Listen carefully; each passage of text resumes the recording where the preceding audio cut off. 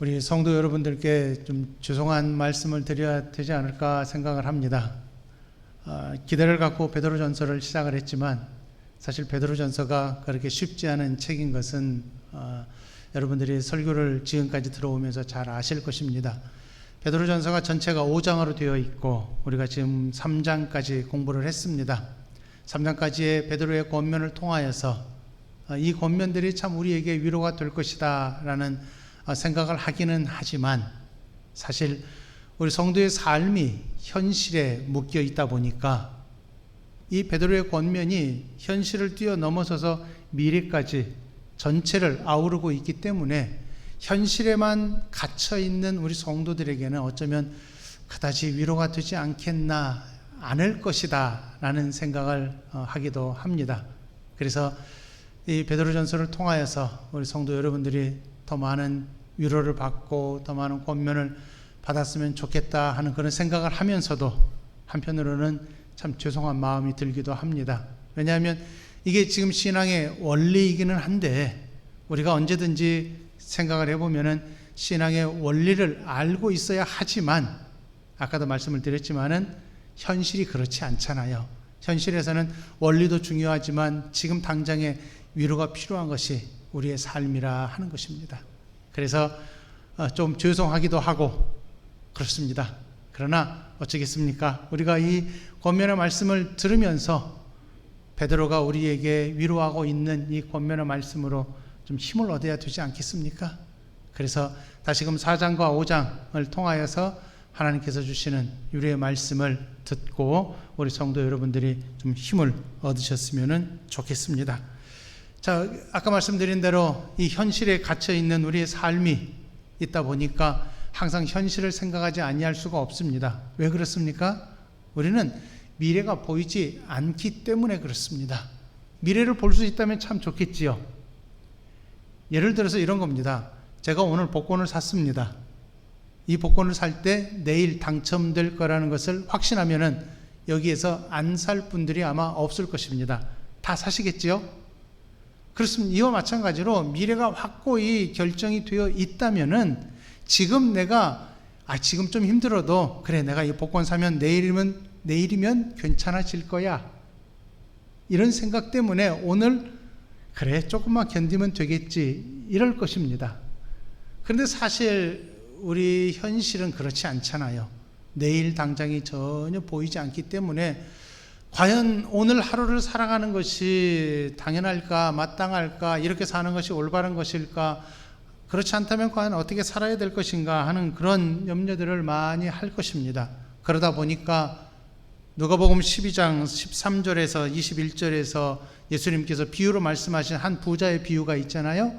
그 부자가 소출이 풍성하니까 내가 여러 해 쓸 물건을 많이 거두어 드렸으니까 창고를 짓고 거기에 이것을 저장을 하고 여기에서 이제 내가 몇 년간 좀 풍족하게 편히 누리면서 쉬자 이런 생각을 했는데 그날 밤에 하나님께서 그를 데려가시면은 그 남은 것은 누구의 것이 되겠느냐 하셨어요.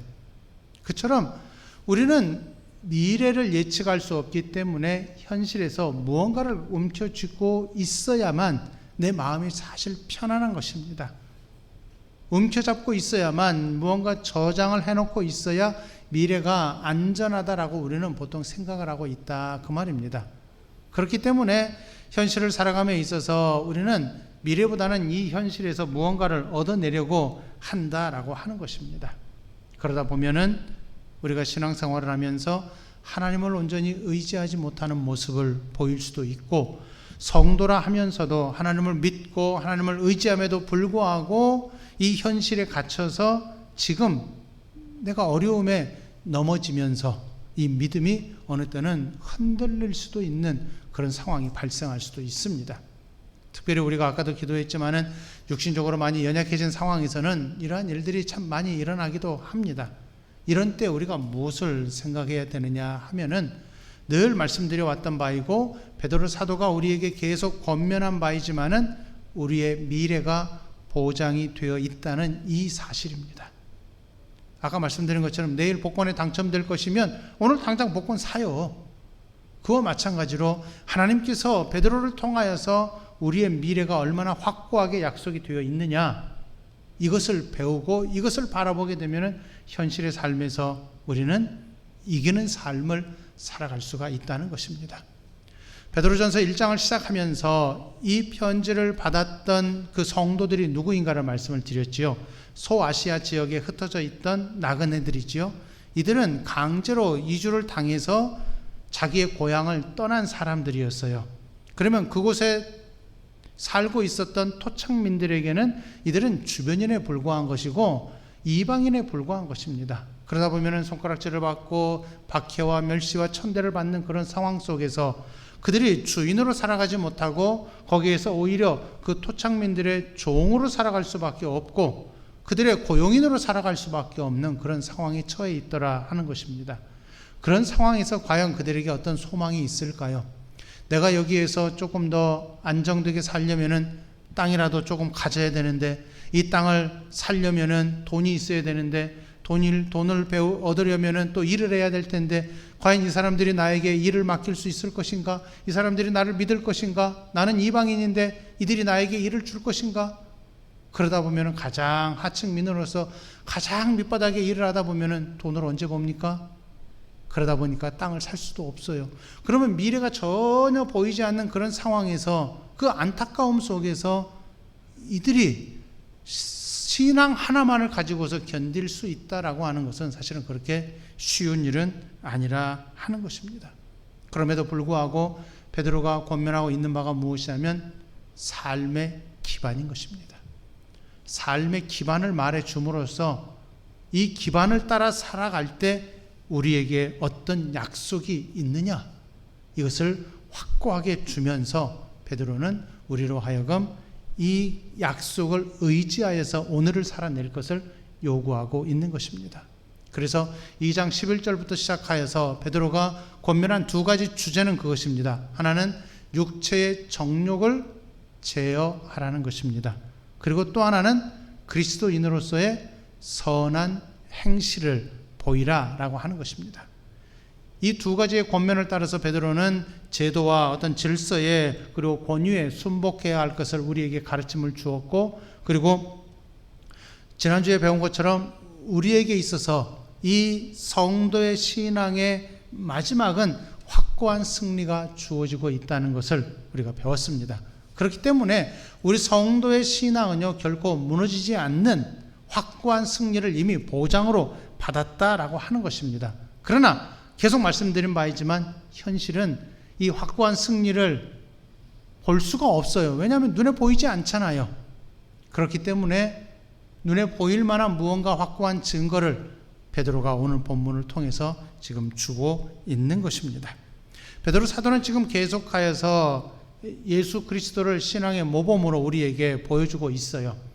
예수 그리스도께서 걸어오셨던 그 고난의 길, 십자가의 죽음과 부활과 그리고 승천의 길을 통하여서 우리에게 확고한 승리가 있음을 보여주신 후에 이제 곧 주께서 오실 것인데, 주께서 오시면 그때 어떤 일이 일어날 것이냐, 이것을 오늘 본문을 통해서 우리에게 가르쳐주고 있습니다.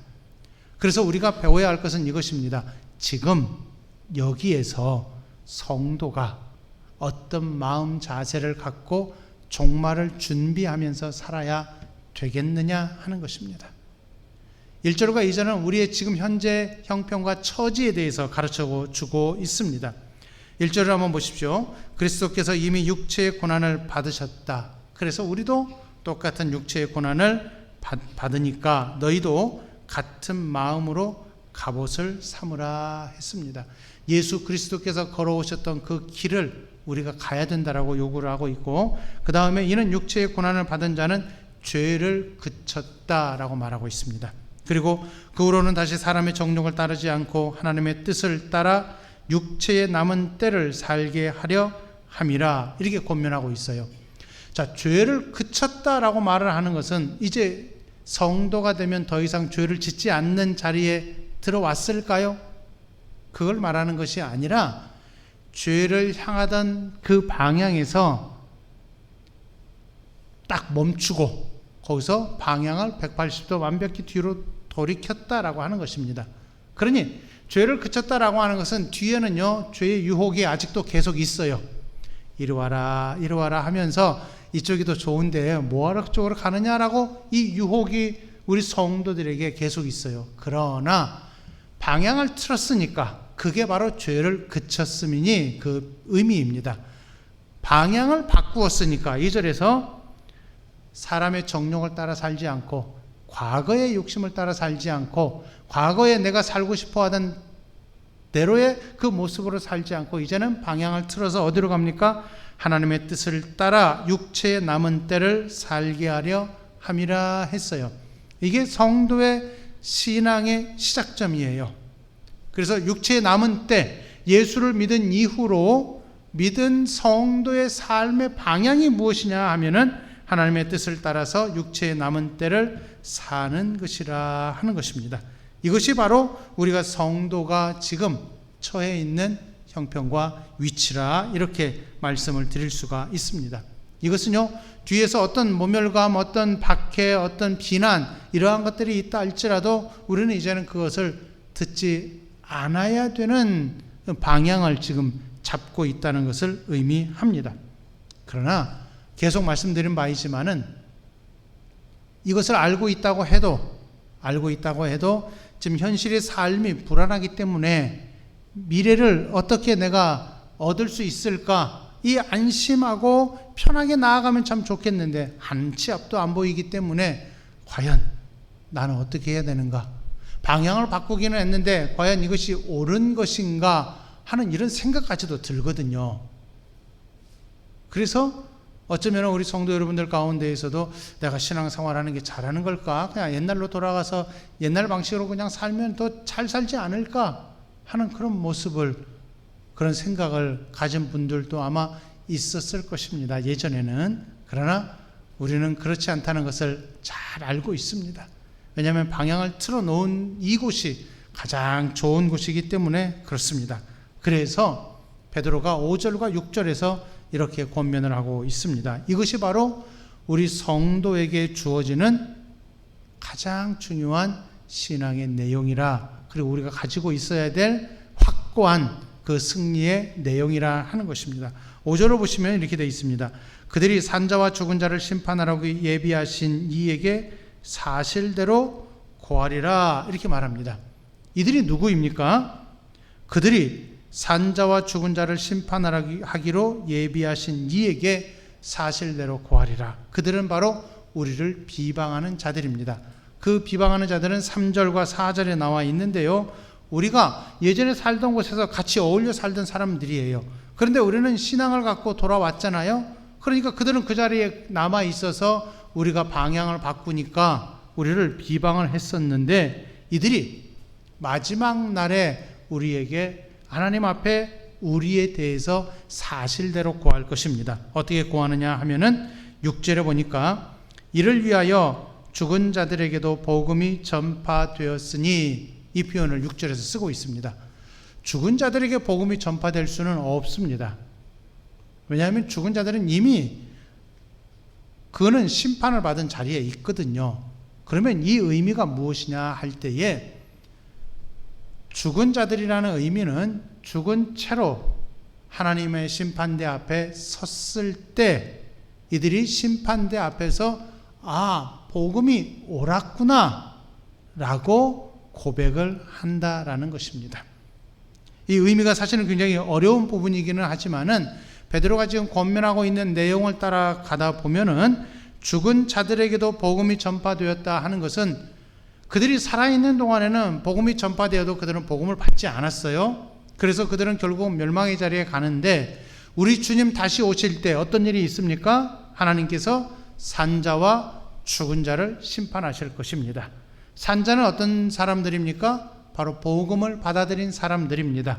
복음을 받아들이고 이 땅에서 예수 그리스도를 따라서 방향을 틀고 하나님의 길을 따라서 선한 행실을 드러내며 사는 성도의 삶이었고, 죽은 자는 누구냐 하면은 자기 마음대로 살았던 사람들입니다.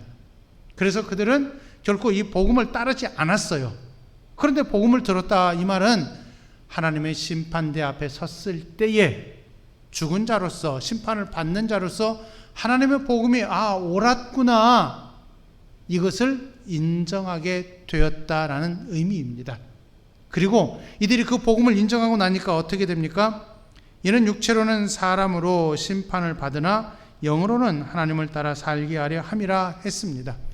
육체로, 그래서 우리가 육체로 살아가는 동안에는 우리가 육체로는 굉장히 힘든 여정을 따라갑니다. 심판을 받습니다. 누구에게 심판을 받습니까?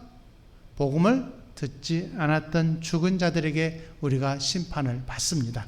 그러나 우리가 예수를 믿고 예수를 의지하여서 하나님의 백성으로 부름을 받아 들어온 이 자리에서는 어떻게 됩니까? 영으로는 하나님을 따라 살게 하려 함이라 했습니다. 그러니까 우리는 이제 육체로는 그들에게 심판을 받아서 이미 그들이 우리를 볼 때에는 이미 멸망을 당한 자들이에요.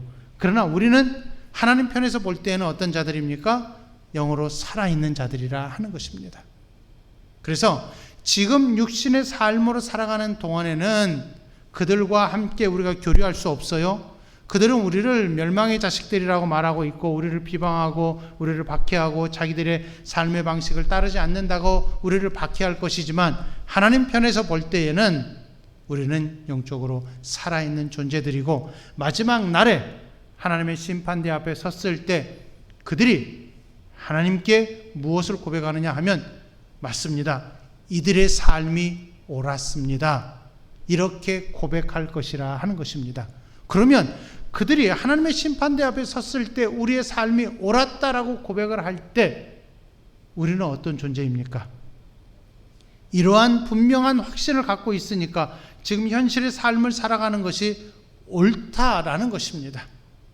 지금 조금 어려운 일을 당하고 그들에게 힘든 여정을 우리가 따라가고 있지만은, 그럼에도 불구하고 우리의 삶이, 지금 이렇게 사는 삶이 옳다라고 하는 것이지요. 그것을 누가 인정합니까? 우리를 박해하는 세상 사람들이 우리를 인정할 것이다 라는 것입니다. 이것이 바로 베드로가 우리에게 보여주는 성도의 복됨이라 하는 것입니다. 그러니 우리가 지금 얼마나 귀한 은혜를 갖고 있고 얼마나 확고한 승리를 갖고 있는가를 여기에서 다시 한 번 더 배울 수가 있습니다. 그래서 3절과 4절을 아직 안 보았는데, 이 3절과 4절을 보게 되면은 그들이 어떤 행실을 하는가를 볼 수가 있어요. 3절에서 그들이 갖고 있던 죄의 모습들을 보면은요, 6가지로 말하고 있습니다. 음란과 정욕과 술 취함과 방탕과 향락과 무법한 우상 숭배, 이렇게 6가지를 말하고 있습니다. 그런데 사실 잘 살펴보시면은 우리 성도 여러분들이 예수를 믿기 이전에 이런 모습을 보인 적은 별로 없어요. 왜냐하면 우리는 모두 법 없이도 사는 사람들이었잖아요. 그러다 보니까 이런 세상 사람들이 가지고 있었던 이러한 죄성에 대해서는 우리는 잘 몰라요. 그러면 이러한 표현을 왜 쓰고 있느냐 하면은, 베드로가 이 편지를 쓸 당시에 로마 시대가 이랬어요. 이 당시에 로마 시대의 사람들은 어땠느냐 하면은요, 우리가 감히 상상할 수 없을 정도로 죄된 모습들을 많이 보이고 있는데요. 뭐 영화나 아니면은 뭐 미국 드라마 같은 로마 시대를 배경으로 하는 그런 드라마들을 보면은, 와, 과연 저랬을까 할 정도로 굉장히 심각한 죄성들이 그 속에 많이 들어있음을 볼 수가 있습니다. 예를 들어 보면은 혼외 정사가 아주 자연스러웠어요. 가정이 제대로 서지 못하는 모습들, 결혼을 했어도 결혼과는 그 결혼을 세우고 결혼을 통하여서 가정을 세우는 것은 별로 중요한 것이 아니에요. 자기의 향락을 위해서 혼외 정사를 아주 자연스럽게 했고요. 대중 공연장에서 상스러운 연극이 아주 만연되게 행해졌고, 또 전차 경주, 이건 여러분들이 배너라는 영화를 통해서 잘 알고 계실 겁니다.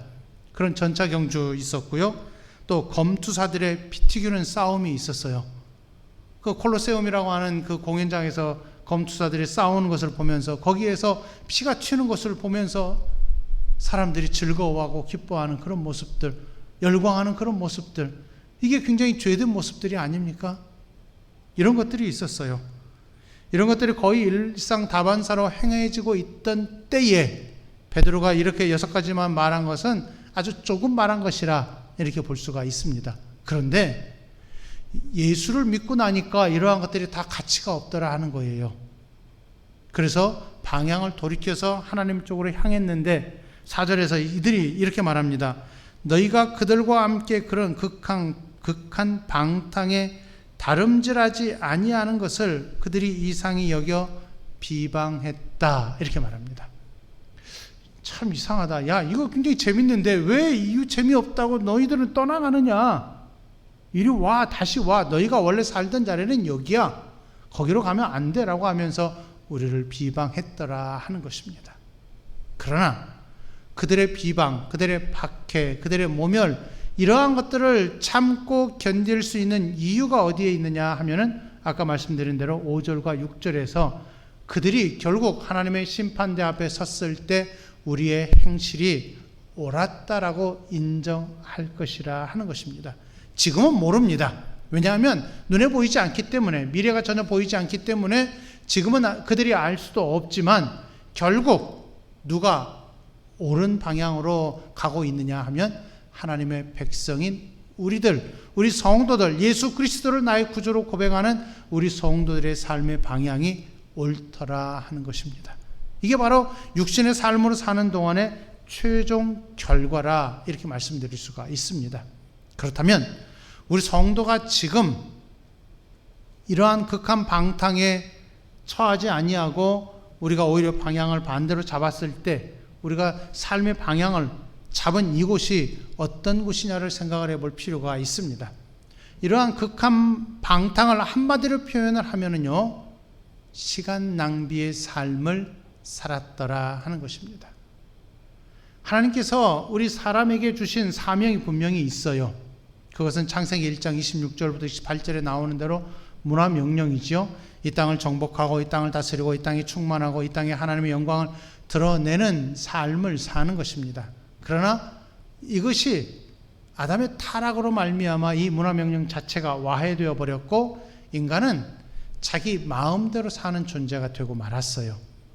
인간은 그래서 결국은 시간 낭비하면서 지금 현재 여기에서 내가 어떻게 살아갈 수 있을까 하면서 내가 어떻게 쾌락을 즐기면서 살아갈 수 있을까, 이 시간을 즐길 수 있을까, 이런 모습으로 가득 차 있더라 하는 것입니다. 그리고 그 쾌락을 위해서 지금 나에게 모든 것이 준비되어 있어야 하는 거예요. 미래가 눈에 보이지 않기 때문에 염려스럽기는 하지만은 내가 계속해서 이 쾌락을 즐기기 위해서 나에게 필요한 것이 무엇이냐? 내가 쌓아 놓아야 할 것들이라 하는 거지요. 아까 초반에 말씀드린 대로 누가복음 12장에서 이 부자가 소출이 풍성하니까 어떻게 말했지요? 이것들을 다 창고를 지어서 쌓아놓고 먹고 즐기자 했습니다. 그에게 있어서 삶의 목적은 무엇이냐 하면 먹고 즐기는 것뿐이었어요. 아무것도 무언가 삶의 목표가 전혀 없었던 것입니다. 결국 시간 낭비의 삶을 사는 자였어요. 그런데 베드로가 이 편지를 쓸 당시에 로마 시대에 믿지 않는 사람들이 바로 그런 모습을 보였더라 하는 것입니다. 쾌락에 빠져 있다 보니까 시간 낭비예요. 오늘 하루를 어떻게 쓸까? 쓸만한 게 없어요. 그러니까 즐기는 거고 다른 사람들에게 해를 입히고 피를 튀기는 모습이 즐거워 보이니까 자꾸 그곳을 찾아가고 어떤 상스러운 모습, 자기를 즐기게 하는 그런 모습들을 찾아다니면서 쾌락을 즐겼던 자들이었다 하는 것입니다. 그러나 예수를 믿고 나니까 이건 시간 낭비더라 하는 거예요. 그래서 시간 낭비의 삶을 벗어나서 이쪽으로 바라보며 이쪽으로 나아가는데 뒤에서는 자꾸 비방을 할 거라 하는 것입니다. 그런 비방을 듣고 우리가 지금 살아가고 있어요. 그러나 그런 비방이 있다 할지라도 우리 미래의 삶에서 너무 확고하게 주어지고 있는 복은 무엇이냐 하면은 우리의 삶이 옳았다라고 하는 것입니다. 우리의 삶을 그들까지도 인정을 하더라 하는 것입니다. 이것이 베드로가 우리에게 가르쳐 주는 바예요. 하나님께서 우리를 인정하시는 것은 당연한 거고요. 그런데 우리를 비방하던 자들이 오히려 우리를 인정하는 그 고백을 하게 될 것이라 하는 것입니다. 이걸 생각해 보면은 저와 여러분이 지금 가고 있는 이 신앙의 방향이 얼마나 귀한 자리인가를 아마 다시 한번 생각을 하실 것입니다. 이 자리는요, 모든 사람들이 인정하는 자리예요. 하나님도 인정하는 자리이고 세상 사람들도 인정하는 아주 귀한 은혜의 자리입니다.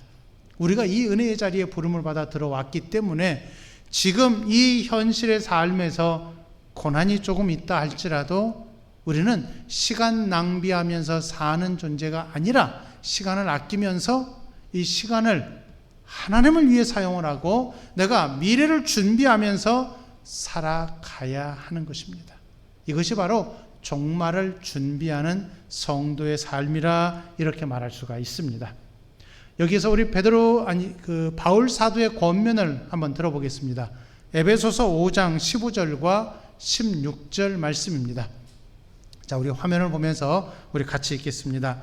그런즉 너희가 어떻게 행할지를 자세히 주의하여 지혜 없는 자 같이 하지 말고 오직 지혜 있는 자 같이 하여 세월을 아끼라. 때가 악하니라. 아멘. 바울이 권면한 내용을 아시겠지요? 우리는요, 시간을 아껴서 사는 존재입니다. 여기서 시간을 아낀다는 것은 초놈을 다투어서 무언가를 꼭 해야 된다라는 의미가 아니라 세상 사람들이 갖고 있는 삶의 방식인 시간 낭비의 삶이 아니라 우리에게 주어진 이 나머지 시간들을 모두 하나님의 영광을 위해서 살아야 되고 미래를 준비하면서 사는 성도로 살아야 된다라고 하는 것입니다. 이렇게 살아갈 때 우리가 하나님께 받은 복이 엄청 크다는 것을 우리가 고백할 수 있을 것이고 하나님께서 우리를 여전히 지키고 계시는구나 하는 것을 우리가 우리의 삶에서 고백하게 될 것입니다. 오늘 본문을 통해서 우리가 배운 바는 아주 단순합니다. 베드로는 우리에게 그런 권면을 하고 있습니다. 여러분은 과거에 살던 자리에서 방향을 돌이켜서 하나님을 향하여서 와 있습니다. 그렇기 때문에 여러분 시간을 아끼시고 세월을 아끼시고 오직 하나님의 은혜 안에서 하나님의 인도하심을 따라 하나님을 의지하여 살아가십시오. 이렇게 권면하고 있습니다. 그만큼 미래가 확고하게 약속이 되어 있기 때문에 우리에게는 미래가 보인다 그 말입니다. 미래가 보이지 않는 사람들이 아니에요. 우리 모두는 미래를 다 알고 있어요. 이렇게 미래가 확고하게 주어져 있기 때문에 이 확고한 미래를 꼭 붙드시고 내일 복권 당첨될 거니까 꼭 오늘 복권 사십시오. 이렇게 우리는 미래를 꼭 붙들고 있는 사람입니다. 이 미래가 확고하게 우리에게 주어져 있기 때문에 이 미래를 바라보면서 오늘 현재를 살아야 할 것입니다. 이런 귀한 가르침을 마음에 품으시고 이번 가정의 달에 여러분들이 이 두 가지를 꼭 기억하시기 바랍니다. 우리에게 약속된 삶은 인정받을 판결이 있다는 삶입니다. 우리의 삶이 옳다고 분명히 인정을 받을 것입니다. 그래서 우리는 이 현재의 삶에서 시간을 낭비할 수 없다는 것입니다. 부모된 우리들 그리고 자녀된 우리들이 한 가정을 이루면서 우리 세광교회 안에 다 소속되어 있습니다. 이 세광교회에 속한 우리 모든 성도의 가정에서 이런 귀한 성도의 삶이 드러날 수 있기를 바랍니다. 그래서 다시 한번 권면합니다. 부모와 자녀가 함께 한 마음으로 미래를 기대하십시오. 확고하게 주어져 있는 이 약속을 붙들고 가정에서 이 미래를 준비하며 살아가십시오. 그래서 미래를 준비하는 성도의 가정으로서 시간을 아끼시고 세월을 아끼시고 항상 지혜 있는 자같이 행동하시면서 하나님께서 주신 약속을 꼭 붙들고 나는 이렇게 복된 자다. 나는 이렇게 확고한 은혜를 갖고 있는 자다. 나는 이렇게 넘어질 수 없는 자다. 하는 이런 귀한 고백들이 우리 성도의 가정에 더욱 가득 넘쳐날 수 있기를 간절히 바라겠습니다. 기도하겠습니다. 하나님 아버지, 주께서 우리를 얼마나 귀하고 복된 자리에 들어오게 하셨는지 이 시간에 배웠습니다. 베드로의 권면을 통하여서 배우는 바 우리가 미래가 확고하고 그래서 현재를 시간을 아끼며 살아야 됨을 배웠사오니 하나님 우리 성도의 가정마다 이러한 귀한 권면으로 가득하고 이러한 귀한 결단으로 가득할 수 있도록 은혜를 부어 주옵소서. 우리 성도들 한 분 한 분이 이러한 귀한 권면을 통하여서 더욱 위로를 받게 하시고 힘을 얻게 하시고 이 어려운 때를 잘 지나갈 수 있도록 하시고 견뎌낼 수 있도록 하시고 오히려 이 견딤 이후에 확고하게 주어져 있는 약속을 붙들고 성도로서 살아낼 수 있는 은혜를 부어 주옵소서. 하나님 아버지, 이제 또 예배를 마치고 또 한 주간을 살아갑니다.